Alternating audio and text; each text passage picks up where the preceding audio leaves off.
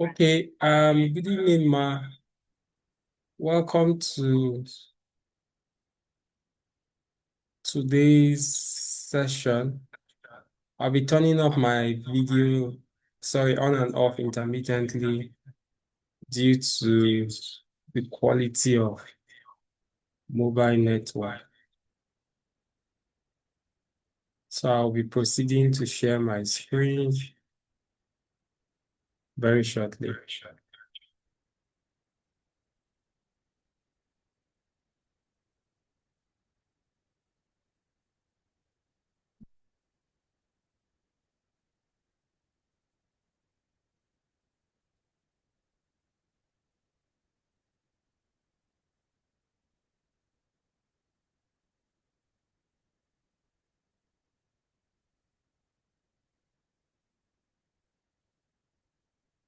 Okay, so this will be our focus for today.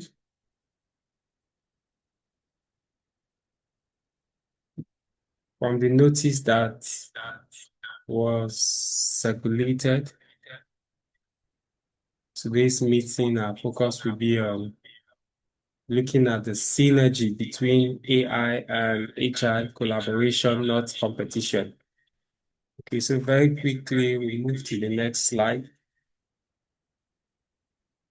When we talk about this synergy, the major emphasis is about collaboration, meaning how both of these factors can work together as against working against each other. I'll be facilitating this session today. In the next, say, 25 to 30 minutes. We should be done with today's session. All right, so let's move on to the next slide. So an overview of today's conversation will flow from an understanding of what AI and HI is. Why are we looking at collaboration and not competition? We look at real-world examples of AI and HI synergy. Also, we'll extract some challenges and possible solutions, and then we'll move on to Q&A and then wrap up the session.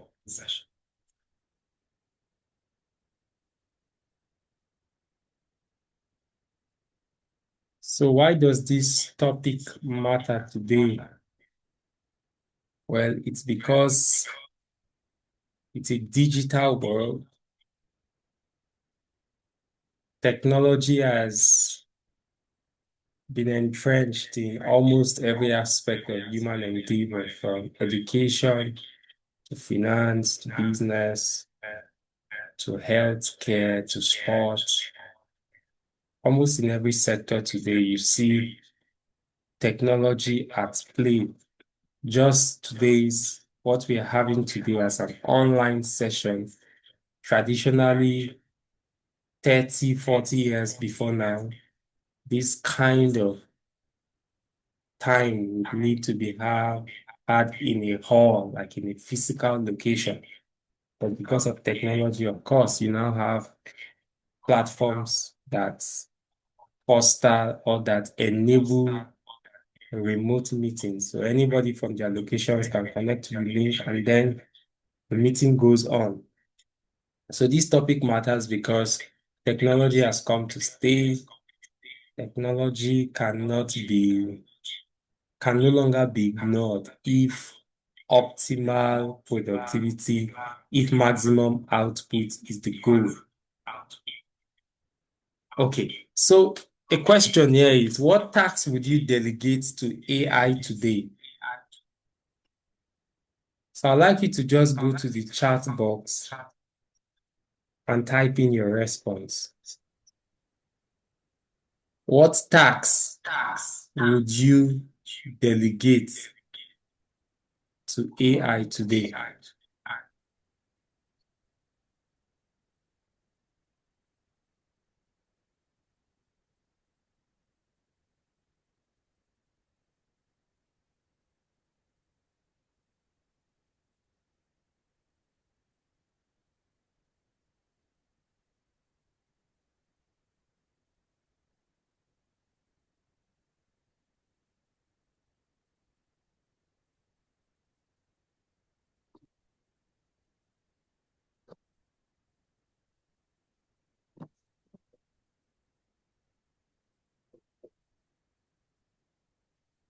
For me, one of the tasks I delegate to AI is proofreading. I don't know if we have any other input. What would you rather ask AI to do for you that you could have wanted to do all by yourself?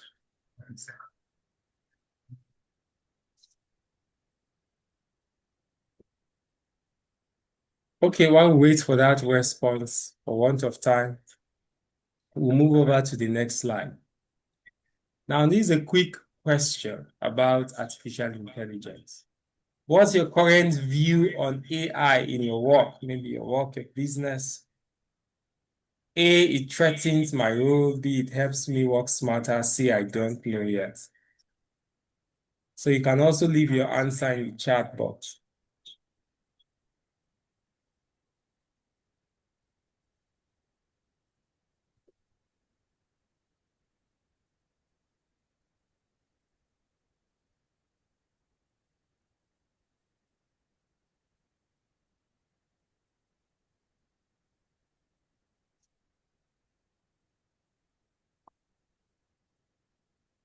Okay, so you would consider that more when you get the slide, you'll be able to review all this. Okay, great. It helps work become smarter. Okay, so very quickly, what is AI? Artificial intelligence. Many times when we talk about AI, what comes to mind is ChatGPT, Copilot, and the rest of them. Well, those are kinds of AI called generative AI. But AI is more than being just generative. AI basically talks about machines that mimic human intelligence.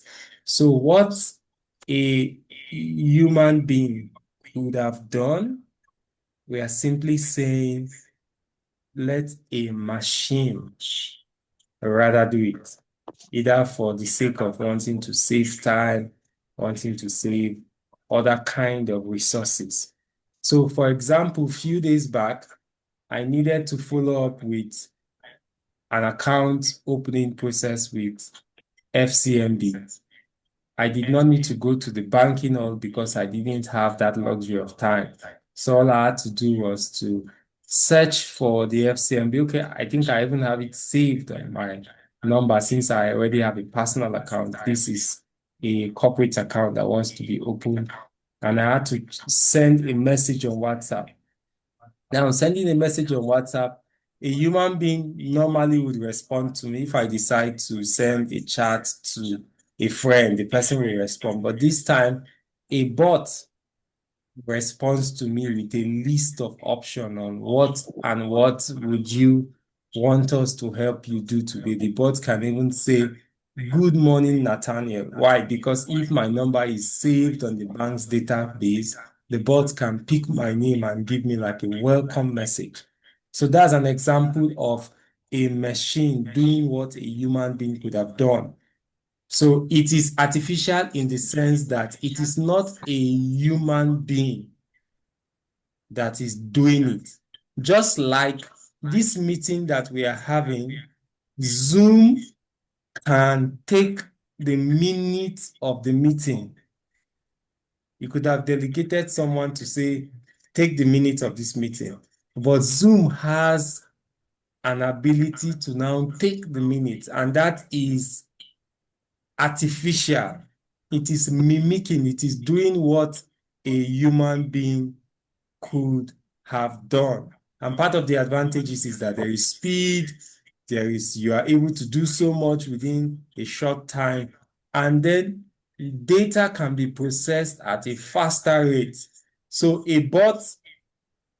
can answer, a bot can answer 50 people at the same time. But as a human being, think about it. If you have 50 people send messages into your phone at the same time, you have to answer them one after the other. But the bot has been programmed to say if messages come in, say hi, tell the person his or her name, welcome the person, and ask the person, what do you want me to do for you? So you can see how this comes in. So that's what a human being could have done, but it is now being done artificially at a speed that one human being may not have been able to meet up with. Now let's go to the next slide. HI. HI stands for human intelligence.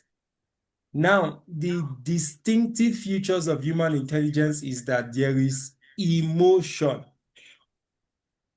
Emotion. Now, artificial intelligence does not have the ability to connect emotionally. So when you send a message to a friend on your phone and the friend begins to see the type of messages that you are typing, the friend can easily say, let me call this person. This person is not fine. Why? Because there is that emotional connection. But if it's a bot will just do what it has been told to do. And then there is intuition, ability to think outside the box. A bot will stay limited to what it has been programmed to do. And then there's ethics, determining standards for right and wrong. So when you talk about human intelligence, there is this empathy. It brings feelings, it brings creativity, it brings more context into the relationship or into the conversation. Now let's look at how you can put AI and HI together to work better together. Now, AI will only augment, AI will only improve upon what a human being could have done. AI doesn't operate in a vacuum. AI is not a stand-alone provision. So many times people just think AI just manufactures itself. No. In as much as it is called artificial intelligence, there are humans behind it. There are humans behind it. So take a look at when we don't have those cars here. When people travel overseas to parts of the Western world where they have self-driving vehicles. Okay, I think I saw a video of some people enter the self-driving vehicle and they were trying to capture everything that was going on. The reason why that vehicle could drive them from their point A to point B was because the vehicle was programmed by a human being to do that. So rather than have somebody drive you, say, well, let's program it. There's a map, it can take you to your destination. So even today, when we talk about a lot of remote work, research has shown that hybrid teams, that means people working at the physical office, those working at home, are able to produce much more than just an entirely remote team. Now, in our Nigerian pidgin, it says that the future no be AI versus HI. Now, AI plus HI versus backwardness. So the future is not that artificial intelligence will take away human intelligence. There is no point in time where all we will have is AI and there will no longer be a need for human intelligence. We will never reach that point.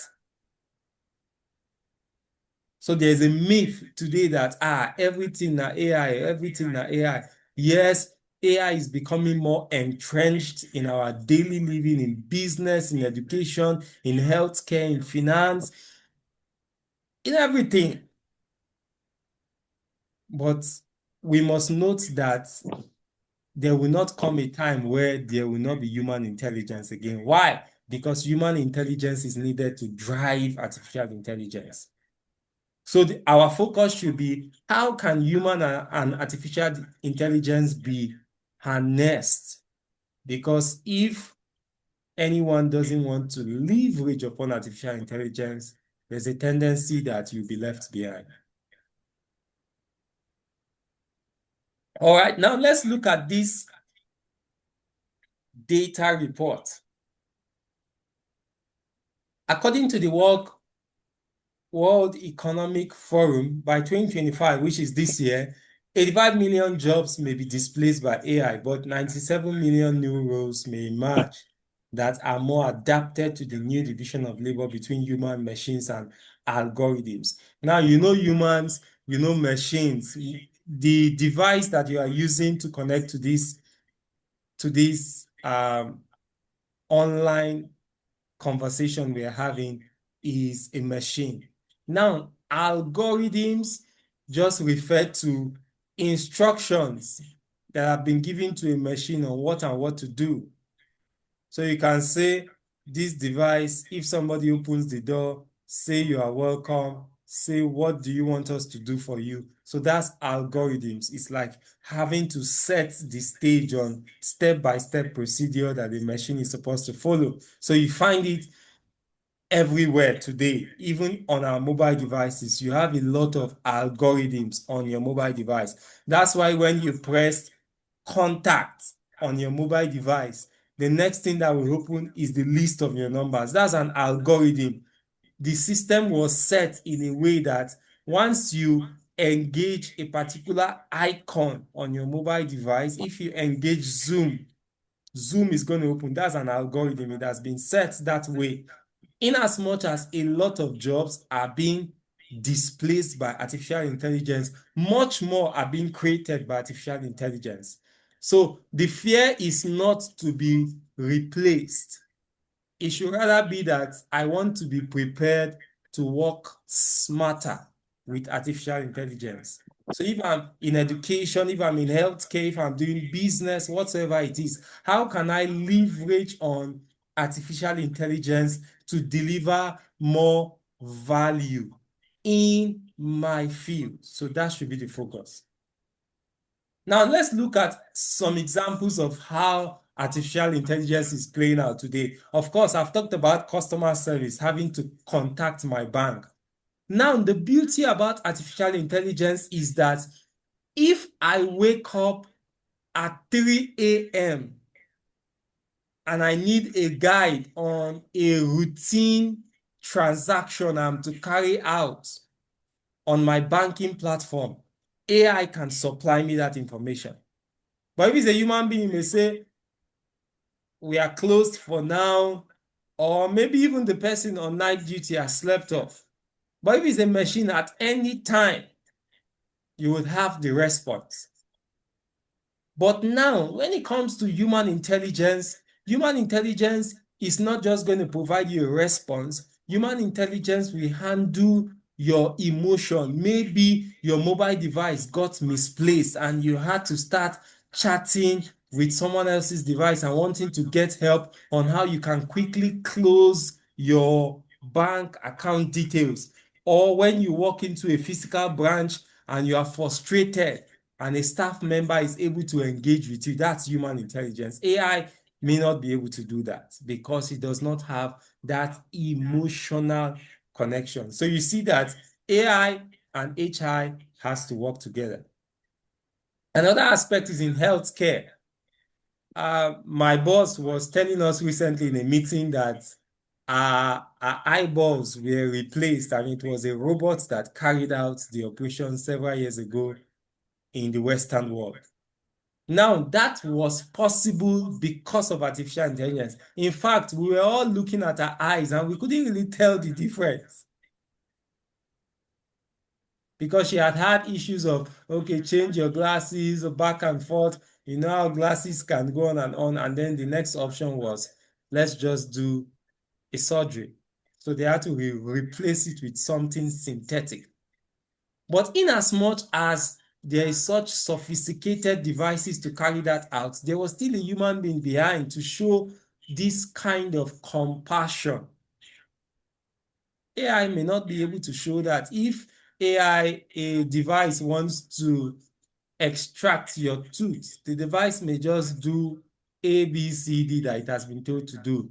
But if it's a human being and you are expressing some kind of discomfort, the person can connect with you because the person is also a human. So even in healthcare, there is no time that it's just going to be AI. There has to still be human intelligence driving it. Then in recruitment, like for me working in human resource management, of late I was reading an article where somebody was sharing how a the interview was conducted via artificial intelligence.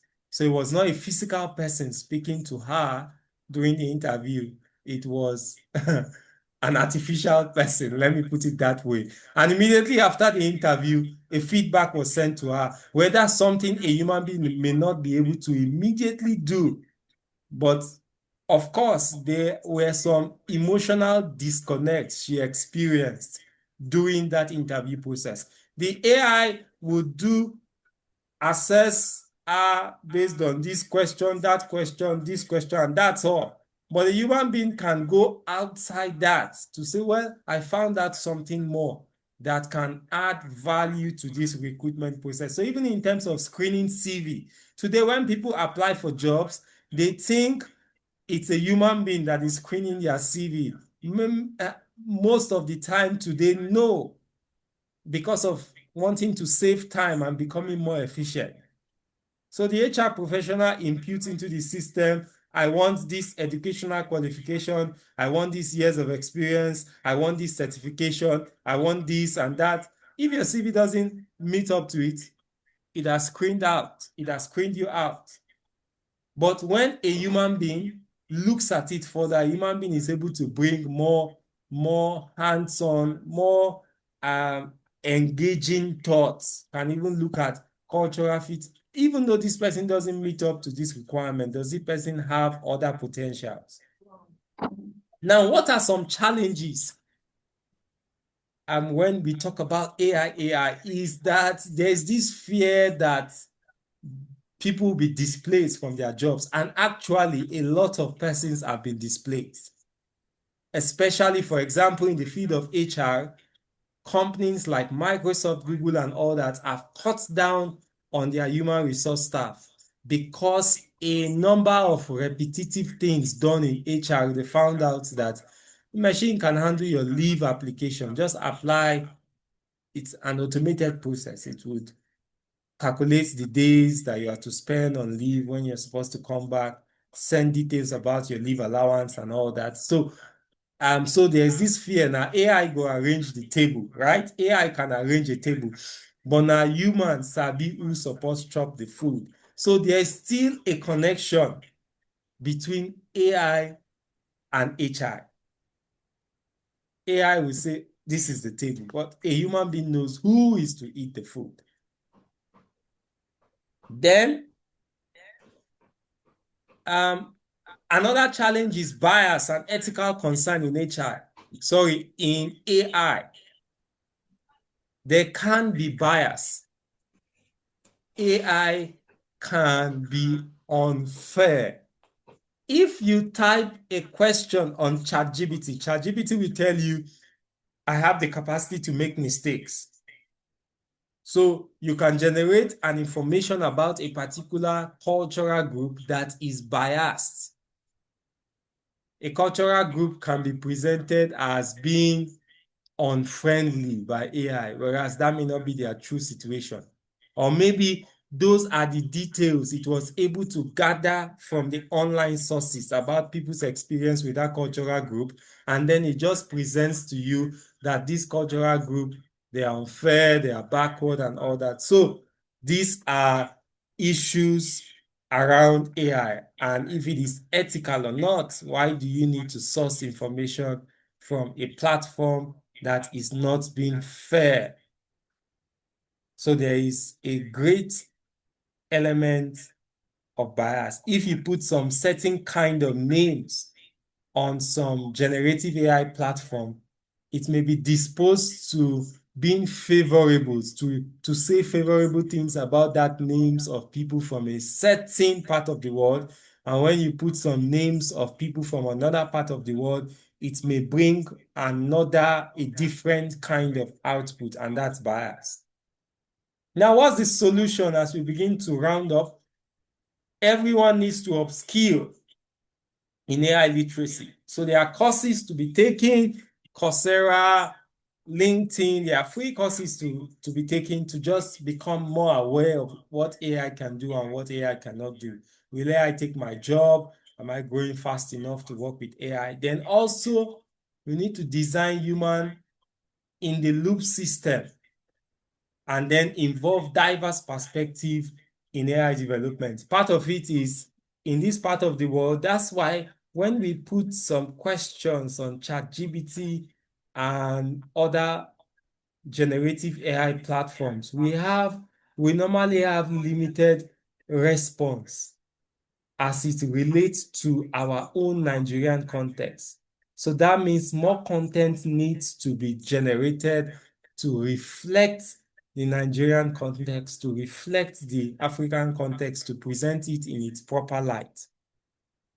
All right, so in conclusion, AI and HI will lead to greater potential, not rivalry. They are not fighting against themselves.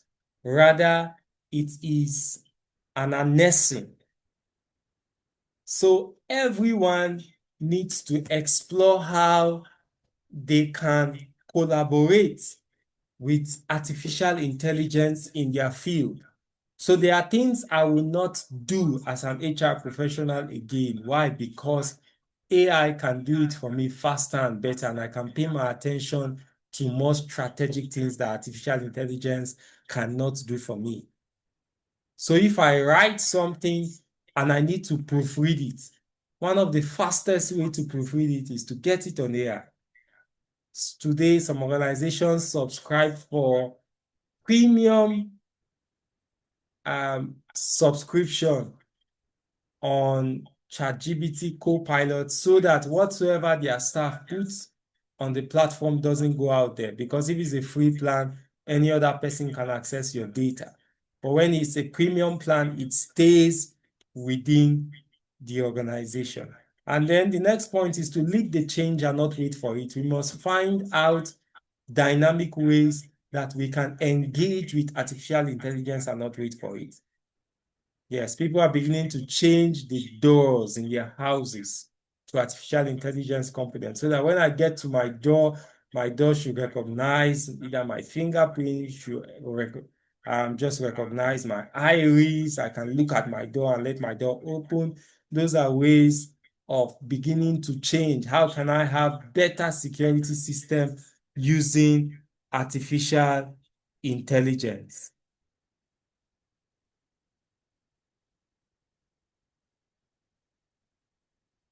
Okay, then the next is AI will not replace you.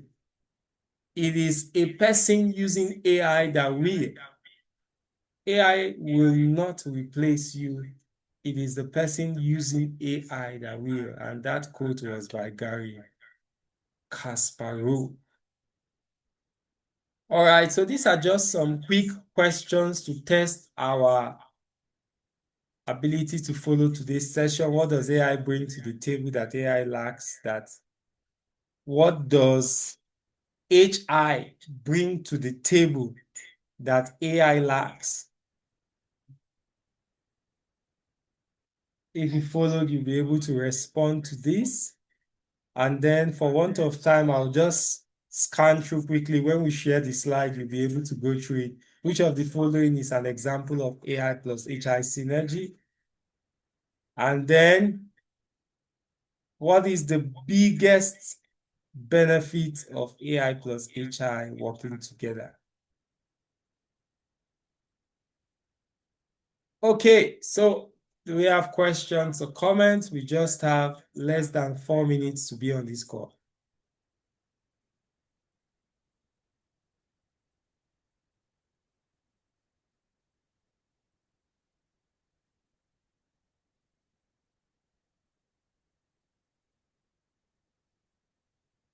Does anyone have a question or comment?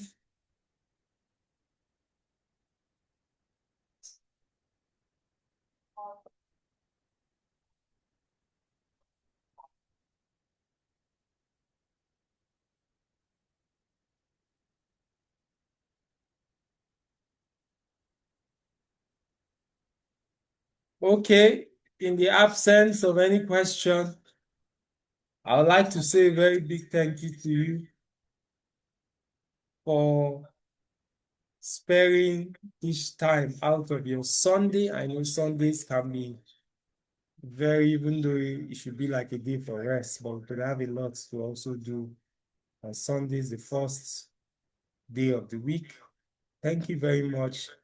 Just before you go, I would like to make a reference to this quote, trying to slide back. AI will not replace you. A person using AI will. So please remember that that's just the reality from our conversation today. So you can leverage on AI in your respective field to stay ahead of the change. You don't have to wait for it. You have to stay ahead of the change, exploring this synergy between artificial intelligence and human intelligence. Thank you very much for your time. Do enjoy the rest of your evening. Thank you, Brother Thank you. Nathaniel. We are very grateful. Yes, mommy. Yeah, it's so nice to know that AI will not replace us. Yes, ma'am. I think a lot of people should be aware of this so that we can take Yeah. the necessary steps instead Yes. of just belly aching about the artificial intelligence. Yes, Mhm. ma'am. Thank you. Thank you Yes, so ma'am. much. Yeah. God Thank you bless so you, much. man. Yes, ma'am.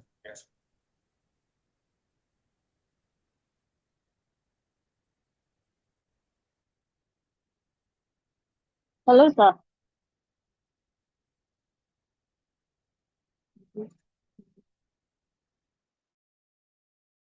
Hello, I can hear you.